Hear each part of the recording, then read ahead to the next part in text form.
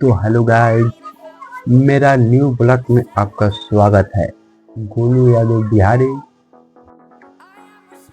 तो आज हम वही इंसान के बारे में बता रहे हैं जिन्होंने कभी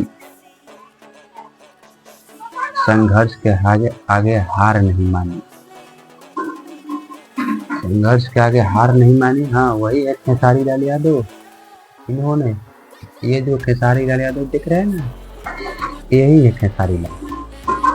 तो लोग सिर्फ उनके फिल्में और गाने देखते हैं, लेकिन उनके पीछे की उनके पसीने की कहानी बहुत कम लोग जानते हैं। हाँ वही कहानी जो हम आपको वीडियो में बता रहे हैं।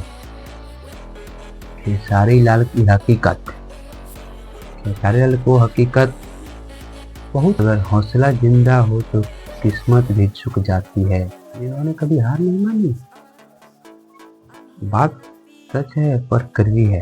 तो खेसारी लाल को बहुत कम लोग